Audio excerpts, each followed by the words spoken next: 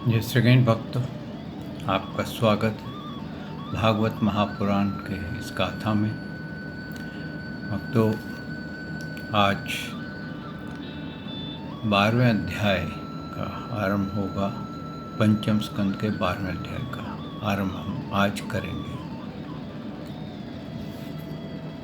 वसुदेवं सुतं देवं कंसचारूरमर्दनं देवकी परमानंदम श्रीकृष्ण वंदे जगद्गुरु। श्रीकृष्ण शरणं गोपाल शरणं, श्रीकृष्ण शरणं गोपाल शरणं। मेरे बांके बिहारी नंदलाल शरणं, मेरे बांके बिहारी नंदलाल शरणं। श्री कृष्ण शरणं गोपाल शरणं, श्री कृष्ण शरणं गोपाल शरणं। मेरे बांके बिहारी नंदलाल शरणं, मेरे बांके बिहारी नंदलाल शरणं। श्री कृष्ण शरणं गोपाल शरणं, श्री कृष्ण शरणं गोपाल शरणं। मेरे बांके बिहारी नंदलाल शरणं, मेरे बांके बिहारी नंदलाल शरणं। श्री कृष्ण शरणं गोपाल शरणं, श्री कृष्ण शरणं गोपाल शरणं। मेरे बांके बिहारी नंदलाल शरणं, मेरे बांके बिहारी नंदलाल शरणं। श्री कृष्ण शरणं गोपाल शरणं, श्री कृष्ण शरणं गोपाल शरणं। मेरे बांके बिहारी नंदलाल शरणं, मेरे बांके बिहारी नंदलाल शरणं। बोल भगवान श्री कृष्ण की जय, श्री नंद के लाला की जय, श्री देवकी नंदन श्री कृष्ण की जय, श्री द्वारकाधीश भगवान श्री कृष्ण की जय। बोल देवादिदेव पूर्ण ब्रह्म भगवान श्री कृष्ण की सदा ही जय। जय श्री कृष्ण भक्तों, आपका स्वागत है भागवत महापुराण की इस गाथा में। भक्तों, हमने भरत जी के द्वारा दिया गया हुआ उपदेश, ज्ञान उपदेश श्रवण किया कि ये जीव कैसे संसार सागर में फंसता है और फिर फंसता ही चला जाता है, उससे निकल नहीं पाता। और जिसके कारण, उसका कारण क्या हो जाता है, उसके कारण उसको 84 की योनियों में गिरना पड़ता है। और भक्तों, 84 की योनियाँ एक बार नहीं अनेकों बार भोगी जाती हैं। और 84 की योनियों में एक बार इंसान गिर जाए, एक बार जीव गिर जाए, तो भक्तों, अगर एक योनि को एक दिन, पृथ्वी का एक दिन के बराबर उसको एक योनि दी जाए, तो मानव योनि से गिरने के बाद उसको 23,000 वर्ष लग जाते हैं पुनः मानव योनि को प्राप्त करने में। इतना लंबा सफ़र है, जबकि आपको एक दिन के लिए एक योनि दी जाए। लेकिन कई योनियाँ तो बहुत लंबी होती हैं और कितने वर्षों बाद कब मिले ना मिले, फिर क्या हालात हों, आप भगवान की से भक्ति के उसमें हो। क्योंकि आज जैसे कलयुग चल रहा है, तो आज भगवान का ज्ञान अलोप हो रहा है। जैसे कि भागवत जी में भी कहा है, हर जगह कहा है कि जैसे जैसे कलयुग का चरण बढ़ेगा, वैसे वैसे जो प्योर ज्ञान है, मोक्ष का मार्ग है, वो लुप्त हो जाएगा। और अनेकों धर्म ये जुगनुओं की तरह यहाँ पर चमकेंगे। और वो अपना अपना मत चलाएंगे, जैसे जिसकी इच्छा होगी वैसे ही चलाएगा। जो जिसके अंदर भेड़ चाल चलेगी। ईश्वर कौन है, ये जीवों को ज्ञान ही नहीं होगा। उनको तो केवल भोग भोगना और स्वर्ग का लालसा तक ही ज्ञान रहेगा। इसके आगे का कोई ज्ञान नहीं होगा। आज आप हकीकत भी देख रहे हैं, अनेकों धर्म चल रहे हैं, अनेकों कार्य हो रहे हैं, लेकिन मोक्ष का, रियल मोक्ष बताने वाला बहुत कम हो गए हैं। और यही कारण है कि लोगों की धर्म में आस्था हल्के हल्के कम होती जा रही है और बाहरी धर्म हावी हो रहे हैं। अधर्म में धर्म जो हैं वो हावी हो जा रहे हैं। और आजकल मटेरियलिस्टिक व्यवहार आरंभ हो गया है। हाई एंड बाय का खेल है और इसके अतिरिक्त और कुछ नहीं है। पैसा, हाई एंड बाय, बस यही आज संसार में खेल हो रहा है। इस खेल में जीव जो है वो भटक गया है कि वो किसकी पूजा करे और किसकी ना करे, कैसे पार पाए कैसे ना पाए। जब दुखी होता है तो उसको कहते हैं ना कि जैसे बालक दुखी होता है तो अपने माँ बाप की याद आती है, तो इसको ईश्वर याद आता है। लेकिन इस मानव देह में उसको ईश्वर का स्वरूप भुला दिया गया है, ईश्वर का ज्ञान भूल गया है। और यही कारण है भक्तों के मानव के अंदर आज संतुष्टता नहीं है, उसमें शांति नहीं है, उसके अंदर एक प्रकार की भागदौड़ मची हुई है। अगर आप अपने जीवन काल को ही विचार कर लीजिए, आप अपना एनालाइज कीजिए कि आप कितने शांत हैं, कितने प्रसन्न हैं और कितने आनंदित हैं, तो आप एनालाइज करेंगे कि ये सब चीज़ें आई और गई, कोई भी चीज़ परमानेंट नहीं थी, क्योंकि आपका बॉडी ही परमानेंट नहीं है। जिस भोजन को के ऊपर आपने बॉडी को पुष्ट कर रखा है, वो भोजन ही ऐसा है कि आप जो सुबह पकाते हैं शाम तक खराब हो जाता है। उसको रेफ्रिजरेटर में भी आप रख लेंगे तो कितने दिन चल जाएगा, कुछ दिन चल जाएगा, उसके बाद वो ख़राब हो जाएगा। हर एक जो फूड है जिसके अंदर आप बोले पैकेट फूड्स हैं, उसके ऊपर कई बार डेट्स लिखी होती हैं। यहाँ तक कि जो दवाइयाँ आप खाते हैं उस पर भी एक्सपायरी डेट लिखी हुई है। इसका क्या मतलब हुआ कि हर चीज़ की आयु है, लिमिट है। अब उस मेडिसिन्स पे, उस फूड के ऊपर जिसकी की एक्सपायरी डेट है, आप चाहते हैं कि मेरा बॉडी सदा बनी रहे, तो आपकी बॉडी भी एक्सपायर्ड गेम्स चीज़ें खाती है जो कि एक्सपायर होने वाली है। तो आप समझ लीजिए कि उसकी भी एक एक्सपायरी डेट है।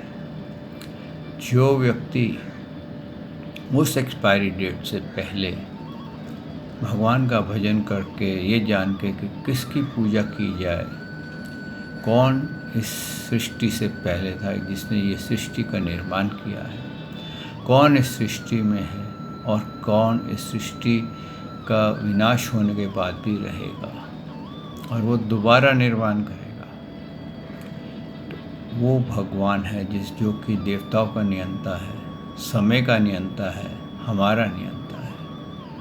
उसको जानना बहुत आवश्यक है। लेकिन आज कलयुग के जो धर्म हैं, कलयुग के जो कार्य हैं, वो हमारे कहते हैं ना भ्रमित कर देते हैं।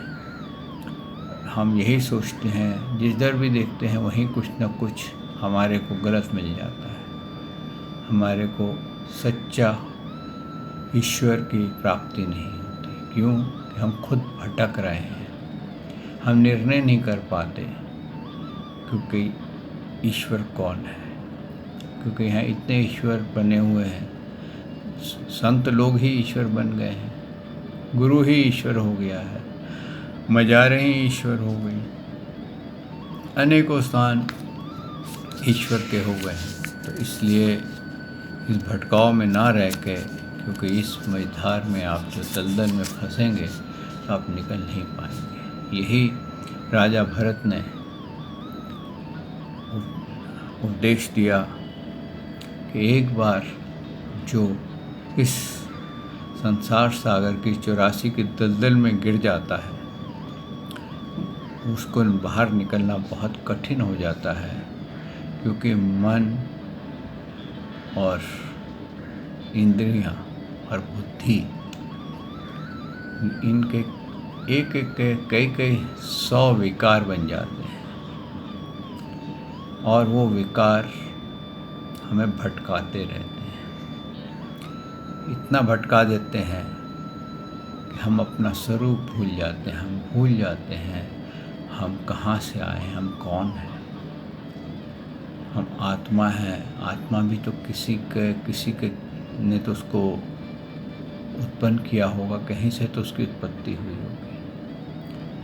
तो हम अपना स्वरूप भूल जाते हैं, हम अपना धर्म भूल गए हैं। हम भूल गए हैं कि हम ईश्वर की सेवा के लिए हमारी उत्पत्ति हुई है, हम उत्पन्न हुए थे। लेकिन हम ईश्वर की सेवा के तो छोड़ दी, यहाँ तक कि ईश्वर का नाम भी छोड़ दिया, और भोगों में विषयों की सेवा करने लग गए। जो इंसान विषयों की सेवा में लगा रहेगा, धन के पीछे भागता रहेगा, वो कहते हैं ना, आहार निद्रा भय मैथुन के अतिरिक्त और कुछ नहीं करेगा। वो ये चाहेगा कि मेरे बदले कोई और पूजा कर ले। कई बार आप देखते हैं बहुत सारे सेठों की दुकानों पे पंडित आता है, पूजा करके चला जाता है, और सेठ जी खाली हाथ छोड़ देते हैं, और वो उसको पैसा देते हैं और सोचते हैं कि मैंने धर्म का कार्य कर दिया। तो आपने तो किसी का एम्प्लॉय कर रखा है। आप अभी तो नया सिस्टम आ गया, अभी रॉबर्ट आरती करता है कई जगह पर। तो रॉबर्ट की आरती में भाव नहीं होता।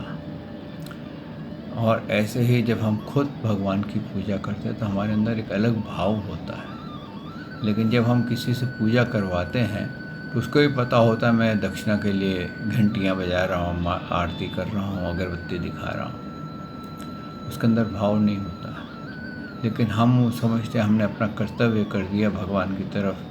जैसे कि बच्चा विदेश में रहे या दूर रहता है और माँ बाप के पास किसी नौकर को सेवा के लिए भेज दे, तो उसकी सेवा का फल बच्चे को नहीं मिलता है।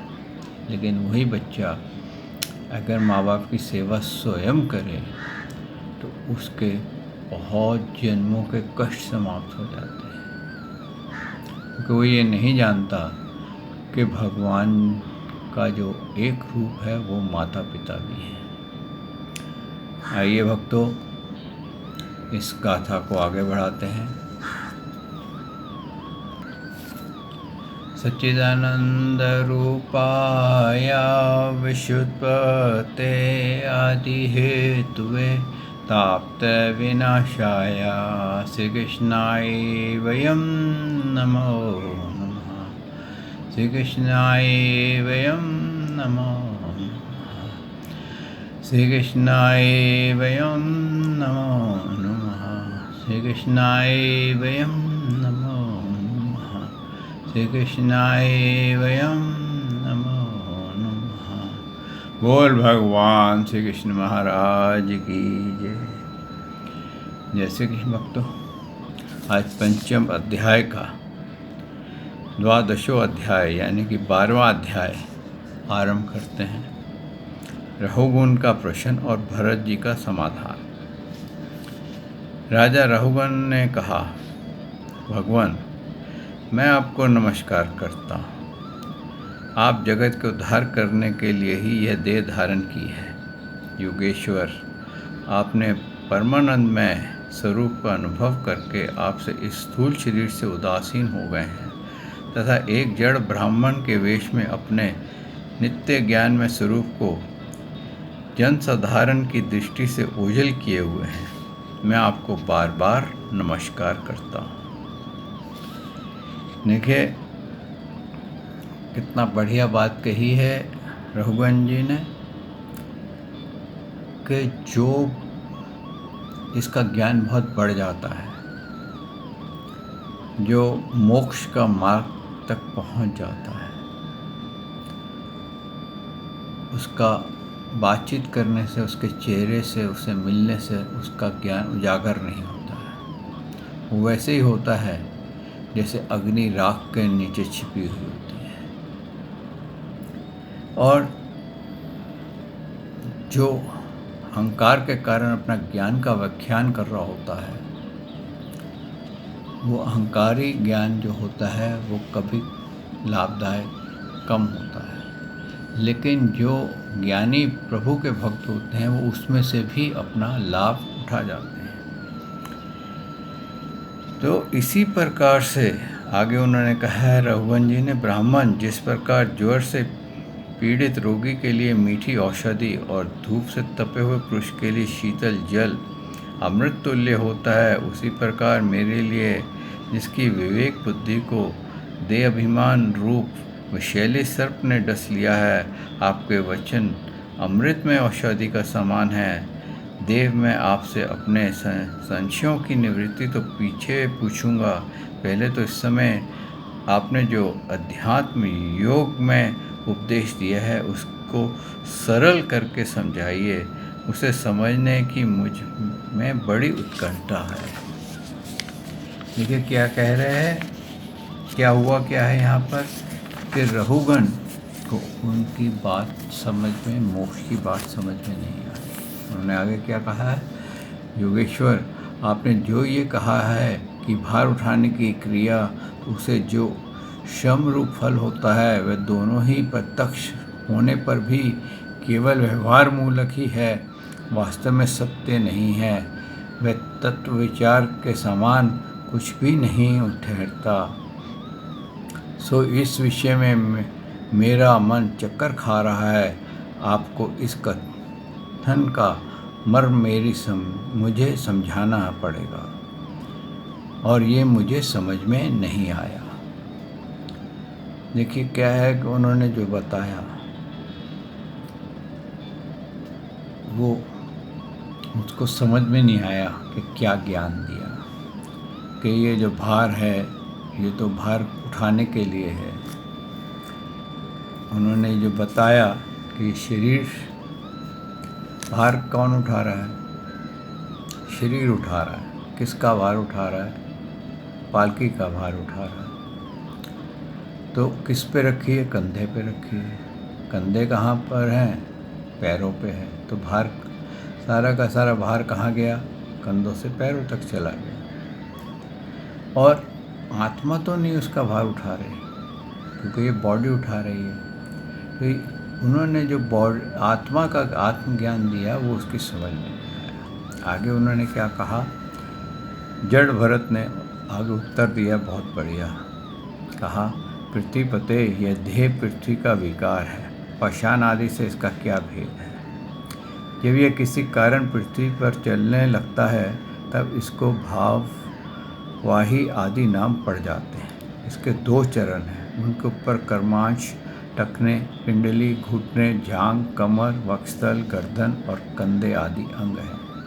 कंधों के ऊपर लकड़ी की पालकी रखी हुई है, उसमें भी सौवीर राज नाम का एक पार्थिविक विकार ही है, जिसमें आत्म बुद्धि रूप अभिमान करने से मैं सिंधु नरेश का देश का राजा हूँ, इस प्रबल मत से अंधे हो रहे हो, किंतु इसी से तुम्हारी कोई श्रेष्ठता सिद्ध नहीं होती। वास्तव में तो तुम बड़े क्रूर और घृष्ट हो। तुमने इन बेचारे दीन दुखियों को, कहारों को बेगार में पकड़कर पालकी में जोत रखा है और फिर महापुरुष की सभा में बढ़ चढ़कर बातें बनाते हो कि मैं लोगों की रक्षा करने वाला हूँ। यह तुम्हें शोभा नहीं देता। हम देखते हैं कि संपूर्ण चर अचर भूत सर्वदा पृथ्वी से ही उत्पन्न होते हैं और पृथ्वी में ही लीन हो जाते हैं। अतः उनके क्रिया भेद के कारण जो अलग अलग नाम पड़ गए हैं, बताओ तो उसके सिवाय व्यवहार और क्या मूल है। यहाँ पर उन्होंने बहुत बढ़िया बात कही है कि जैसे पाषाण, यानी कि ये बॉडी क्या है, एक जड़ वस्तु है, पाषाण की तरह है, लेकिन इसमें जब भी आत्मा प्रवेश करती है तो चलने फिरने लग जाती है। तो ऐसे ही एक आत्मा मेरे में प्रवेश करके, एक तेरे में प्रवेश करके है, तो तू भी बॉडी ही ना। तूने अपने आप को ये बॉडी में, अपने आप को इस बॉडी में अपने आप को राजा मान रखा है। तो ये अहंकार के अतिरिक्त और क्या है? तेरी ये गलत फहमी है, ये तेरा सही नहीं है।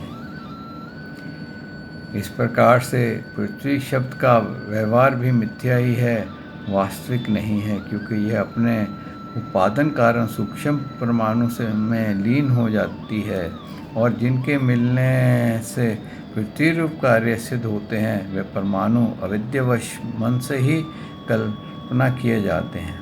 वास्तव में उनकी सत्ता नहीं है। इस प्रकार और भी जो कुछ पतला, मोटा, छोटा, बड़ा, कार्य कारण तथा चेतन और अचेतन आदि गुण से युक्त द्वैत प्रपंच है, उसे भी द्रव्य स्वभाव, आशय, काल और कर्म और नामों वालों की भगवान की माया ही के कार्य समझें। विशुद्ध परमार्थ रूप, अद्वितीय तथा भीतर बाहर भेद से रहित परिपूर्ण ज्ञान ही सत्य वस्तु है।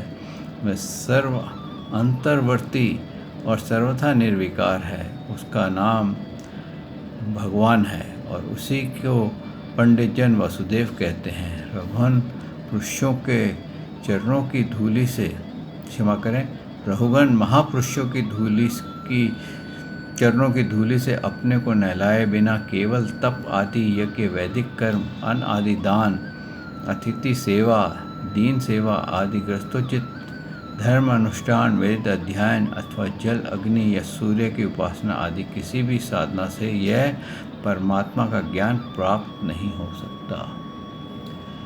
यहाँ पर बहुत बड़ा उन्होंने बात कही है कि हम सब क्या हैं, पृथ्वी के विकार हैं, लेकिन इसकी बारीकी जानने के लिए हमारे को किसी ज्ञानी के से ही थोड़ा बहुत ज्ञान लेना पड़ेगा, जो इसका भेद जान चुका है।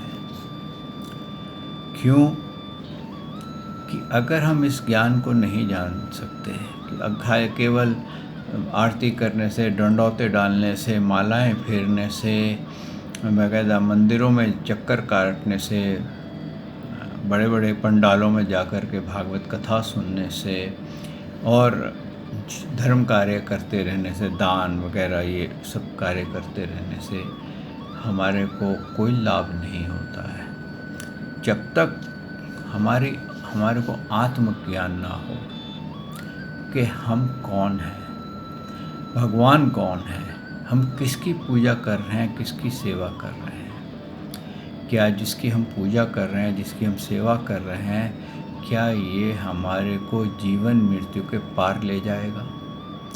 क्या ये अमर है?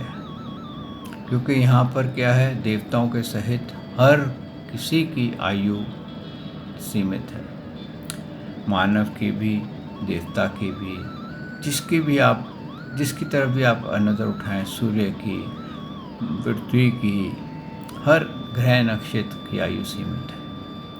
और जब हर एक की सीमित है तो फिर ऐसा कौन है जो कि सदा अमर रहने वाला है?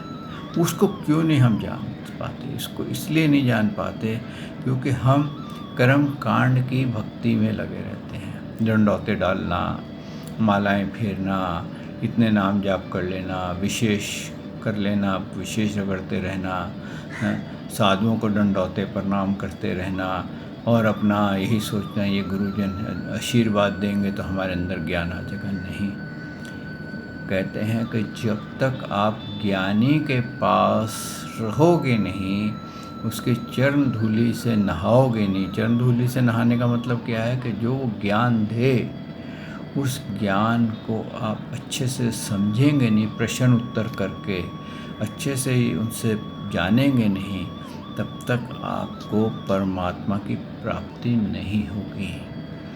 केवल ये सोचना कि मैं सुबह उठ करके आरती कर लेता हूँ, मंत्र पढ़ लेता हूँ, ये भोग लगा लेता हूँ और अनेकों प्रकार के क्रिया कर लेता हूँ तो मुझे परमात्मा की प्राप्ति हो जाएगी। नहीं, आपके बंधन वैसे के वैसे ही रहेंगे। कब खुलेंगे? जब आप परमात्मा किसी ब्रह्म ज्ञानी के से ज्ञान सुनेंगे, उससे जानेंगे, उससे प्रश्न उत्तर करेंगे कि भाई ये प्रश्न मेरे मन में है, इसका जवाब दे। मेरे को ये बता कि इस सृष्टि से पहले कौन था, इस सृष्टि में अब कौन है और इसके बाद कौन रहेगा। ऐसा कौन है जो तीनों समय है? वो कौन ईश्वर है जिसने इस सृष्टि का निर्माण किया है? जो सृष्टि को बनाता और बिगाड़ता है वो कौन ईश्वर है? मेरे को उसके बारे में ज्ञान दें, तब जाकर के आपको सच्चा ज्ञान प्राप्त होगा। और भगवान कहते हैं कि मेरे ऐसे ज्ञानी विचरते ही रहते हैं, उनको नज़र नहीं आते। वो बिल्कुल वैसे ही होते हैं जैसे कि अग्नि के ऊपर राख होती है। देखने में तो गृहस्थी लगते हैं या देखने में तो मूर्ख लगते हैं, मूढ़ लगते हैं और ऐसे लगते हैं इनको कुछ नहीं आता, लेकिन वो ब्रह्म ज्ञानी होते हैं, सन्यासी होते हैं। ऊपर से उनका चोले से पता नहीं चलता है कि ये कौन है, लेकिन उनकी आत्मा जो होती है वो शुद्ध होती है, उसने ईश्वर का साक्षात्कार कर लिया होता है। उस ऐसे ज्ञानी से तुम जा कर के उसकी सेवा करो, उससे प्रश्न करो, तो ये तुम्हें पता चलेगा। आगे उन्होंने क्या कहा जड़ भरत जी ने, इसका कारण यह है कि महापुरुषों के समाज में सदा पवित्र कीर्ति श्री हरि के गुणगान की चर्चा होती रहती है, जिससे विषय वार्ता तो पास ही नहीं फटक पाते। और जब भागवत कथा नित्य प्रति सेवन किया जाता है तब वह मोक्ष कांक्षी पुरुष शुद्ध बुद्धि को भगवान में वासुदेव में लगा देती है। यहाँ पर क्या कहा है कि जब ऐसे व्यक्ति के पास आप जा कर के ज्ञान सुनेंगे तो क्या होगा कि वहाँ भगवान की कथा होती रहेगी। हल्के हल्के आपकी बुद्धि जो होगी, जो इधर उधर आपको भटका रही होगी, उसमें भी भगवान की ज्ञान चर्चा बैठ जाएगी और वो आपको भगवान श्री कृष्ण की सेवा में लगा देगी। और पुनर्जन्म में भरत ना, आगे उन्होंने यहाँ पर रहस्य खोला है। पुनर्जन्म में मैं भरत नाम का राजा था, एक ही और परलौकिक दोनों प्रकार के विषयों को विरक्त होकर के भगवान की आराधना में ही लगा रहता था। तो भी मैं मृग असत्य हो जाने से मुझे परमात्मा से भ्रष्ट होकर के अगले जन्म में मृग बनना पड़ा, किंतु भगवान श्री कृष्ण की आराधना के प्रभाव से उस मृग योनि में भी मेरी पूर्व जन्म की स्मृति लुप्त नहीं हुई। इसी से अब मैं जन संसर्ग से डरकर सर्वदा असंग भाव से गुप्त रूप से ही विचरता रहता हूँ। सारांश यह है कि विरक्त महापुरुष सत्संग से प्राप्त हुए ज्ञान रूप खड़क के द्वारा मनुष्य को इस लोक में ही अपने मोह बंधन को काट डालना चाहिए। फिर श्री हरि की लीलाओं का कथन और श्रवण भगवत स्मृति बनी रहने के कारण यह सुगमता से ही संसार सागर से को पार करके भगवान को प्राप्त कर सकता है। और आगे उन्होंने ये कहा कि मैं तो भरत राजा था, तो मेरी जब मृत्यु हुई तो मैं किस में चिंतन कर रहा था? एक मृग में सत्य कर बैठा था, और तू वो मृग था जो मेरा चिंतन कर रहा था, और तेरे को मनुष्य योनि प्राप्त हो गई, क्योंकि मैं जब भगवान का नाम लेता था तो तेरे माथे पे हाथ फेरता था और तेरे अंदर मेरा चिंतन होता था। तो हम दोनों का चिंतन ने हमारी योनियाँ पलट दी। मेरे को हिरण की योनि में डाल दिया गया और तेरे को राजा की योनि में डाल दिया गया। लेकिन मेरे प्रभु की कृपा बहुत बड़ी थी कि उन्होंने मुझे मेरे पूर्व जन्म की स्मृति बना रखी थी और मैं उस स्मृति के कारण अपना कल्याण, आत्म कल्याण कर सका। पूरा ज्ञान मुझे आता था, तो मेरे को आवश्यकता नहीं पड़ी कि मैं किसी की सेवा करूं, क्योंकि मैं पूर्ण ऋषभ देव जी से, जो कि भगवान श्री कृष्ण के कला अवतार थे, उनका पुत्र था और उनसे मैं पूर्ण ब्रह्म ज्ञान प्राप्त कर चुका था। और मेरे प्रभु की इतनी महान कृपा हुई है मुझ पे कि मेरे को असत्य होने के बावजूद भी उन्होंने मेरी स्मृति को लुप्त नहीं किया। और अब मैं ब्राह्मण कुल में उत्पन्न हुआ हूँ, मानव देह में उत्पन्न हुआ हूँ। अब मेरे को पूरी स्मृति है, पूरा ज्ञान है। और यहीं पर भक्तों, आज 12वां अध्याय का भी विश्राम होता है। हम वाणी को भी विश्राम देते हैं। कल प्रभु ने चाहा तो मैं आपकी सेवा में फिर हाजिर होऊंगा।